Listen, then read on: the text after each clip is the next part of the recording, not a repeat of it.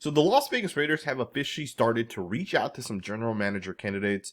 They have finally started the process where they're actually looking to fill Tom Telesco's position. And today we're going to talk about two guys that the Raiders have ultimately reached out to, including one guy that is apparently already scheduled for an interview with the Las Vegas Raiders. That is the Tampa Bay Buccaneers assistant general manager John Spytek, who is scheduled to interview for the Raiders general manager job this upcoming week. And I want to talk about this guy a little bit, and we'll also get into the other guy that the Raiders have put a request in for a little bit later on. But John Spytek is a very, very, very solid candidate for the general manager position for the Raiders. If you guys just look at kind of what this guy has done over the course of his career so far, I mean, the guy has a ton of experience, right? He started with the Lions, went to the Eagles, spent some time essentially working on the college side for the Philadelphia Eagles, became the director of college scouting for the Browns, and basically just kind of see all the different positions he's held. And then, of course, most recently, he was on the player personnel side of the Tampa Bay Buccaneers. And that side right there was one of the reasons why the Buccaneers won the Super Bowl just a couple years back, right? If you guys don't know the difference between a director of college scouting as well as the director of player personnel, basically one focuses mostly on college players in the NFL draft. The other focuses on the other 31 teams' upcoming free agents, right? So it's basically current NFL players. And as you guys know, under John Spytek, Tom Brady was essentially brought over from the Patriots to the Buccaneers. Spytek was probably one of the guys that helped sell Tom Brady. If you guys don't know this, he's also a former teammate of Tom Brady, so he may have already had some sort of connection to Brady, but ultimately he was one of the guys that helped bring Tom Brady to the Buccaneers. And that allowed them to obviously win the Super Bowl. And what's kind of interesting about the Buccaneers teams that Spytek was obviously a big part of kind of constructing is they were really, really good, right? Like, not even just when Tom Brady was there, even the years before that. Now, it didn't necessarily lead to winning, but they always had a good defense, right? They always had a stacked team kind of across the board. And it was the quarterback and Brady that kind of just put it together that allowed these guys to win that Super Bowl that they won. And to me, I think Spytek's a very, very solid general manager candidate for the Las Vegas Raiders, right? When you think about some of the guys in the NFL right now that have had so much success, most of these guys kind of work their way up. They learn, they climb the ladder, and over time, they, get that opportunity, right? They get that opportunity to become a general manager. And in this instance, John Spytek may actually have that opportunity with the Raiders. There are conflicting reports. Someone put it out there that Spytek has already interviewed with the Raiders, and this would be his second interview with the Raiders. I don't know if that's 100% fact or not, but it's not. It doesn't look like any other source has reported that this is a second interview, right? So I think this is probably the first interview. Regardless of that, I think Spytek is a very, very interesting candidate, however you look at it. The guy that I personally like a little bit more, and this has nothing to do with, one guy or the other, is going to be the vice president of player personnel for the Green Bay Packers. That is going to be John Eric Sullivan.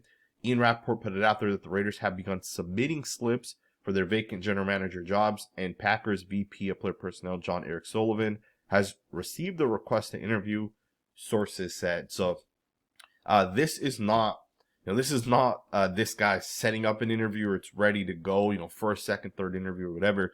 This is just a request essentially from the Raiders. But it's interesting that the Raiders do at least have some sort of, they do have at least some sort of interest in this guy. And one of the interesting things with Sullivan is this guy hasn't been around the NFL all that long, right?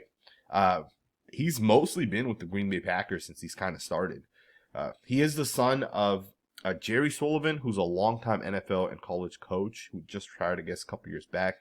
But you can see, as you kind of go through this, he was a student assistant at Gardner-Webb in 2001. He coached a little bit as well, the wide receivers. And then he served as a college scout covering Central Plains and Southeast for like a good 7-8 years. And then he basically went into the NFL. And then he spent 2 seasons as a director of college scouting. And from there, you can kind of see that he's just worked his way up. And most recently, he was promoted to vice president of player personnel on July 22nd, 2022, after spending 4 seasons as the co-director of player personnel. So there you guys have it. All right, so John Eric Sullivan, although he does have experience working in on the college scouting side, he's also kind of switched over into that player personnel side.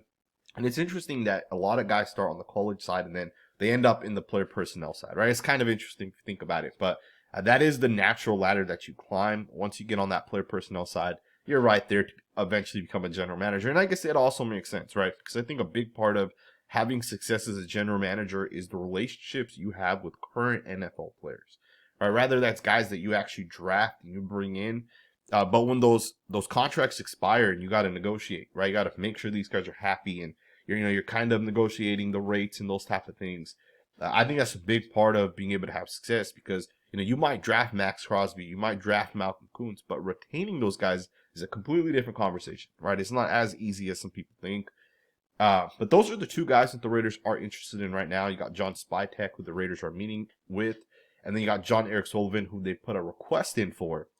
And it's interesting nonetheless because these two guys kind of have their work cut out, right? And I don't want to overlook, how much work these guys are going to have to essentially do. One of the things with Tom Telesco is Telesco didn't really extend a lot of our guys that were like on, 1 year left on their contracts, right? So like Marcus Epps, Robert Spillane are two guys as examples who had signed like 2-3 year contracts, but they were in the final year of the contract, and Telesco did not extend any of these guys. In fact, I don't think Tom Telesco did an extension this year for the Raiders. And I'm not sure if that was by design or by choice, or if Mark Davis just looked at it like, hey, we want to kind of wait until the season comes to an end before we start making those offers to players.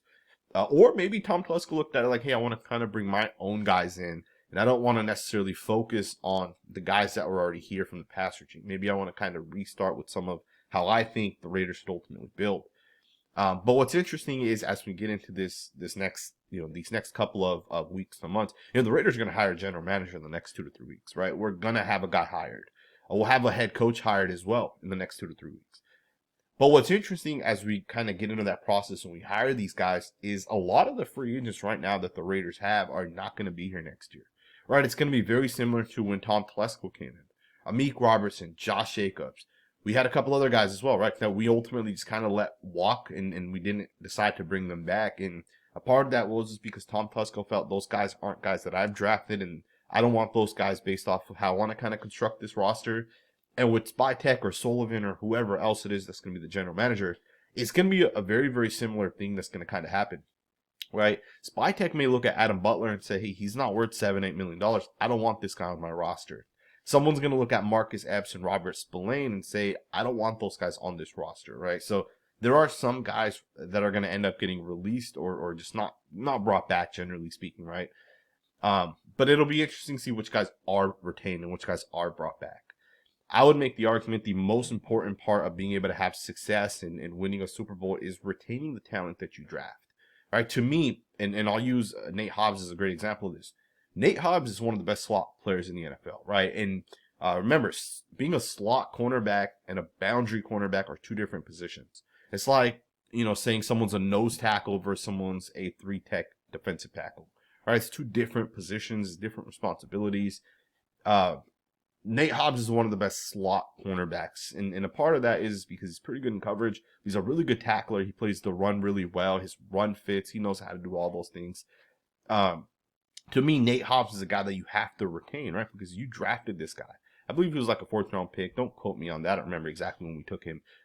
But he's one of those guys that, from a production standpoint, he's been very consistent.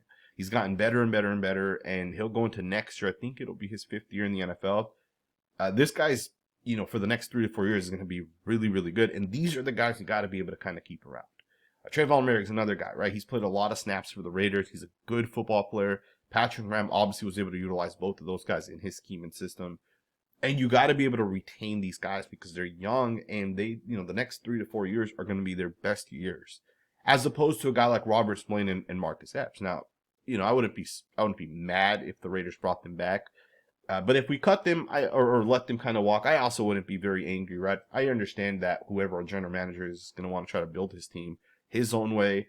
Whoever the next defensive coordinator or head coach, depending on if he's a defensive-minded guy, they're going to want to kind of do things their own way, right? So we'll see what ends up happening, right? But we do have a couple of guys that the Raiders have brought in. They are interviewing, and I'm sure over the next, 3 to 4 days, we'll probably interview 3 or 4 more guys for that general manager position.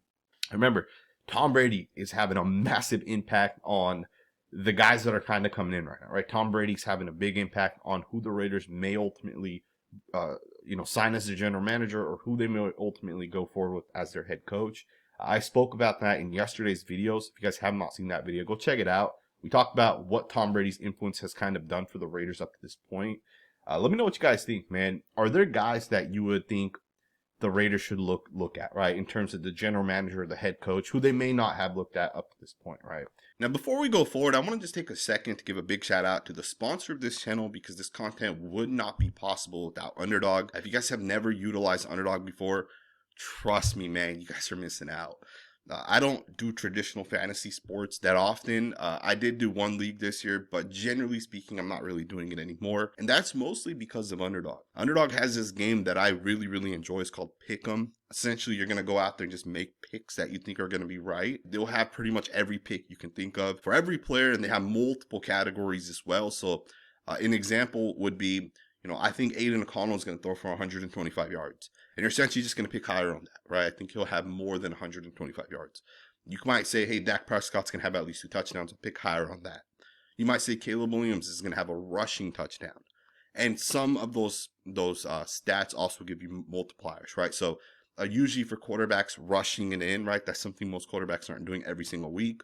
You'll get like a 4x multiplier on that. So depending on the multiplier, depending on how many picks, you can turn $5 into $400, $1,000, right? Whatever it ends up being. Obviously, it depends on the multiplier, but Underdog to me is one of those places that I pretty much do every single week at this point. Very fun. It makes like watching the Jets and the Dolphins without Tua. It makes them interesting, right? So check out Underdog. If you guys have never used them before, it is the best place. Trust me when I say that.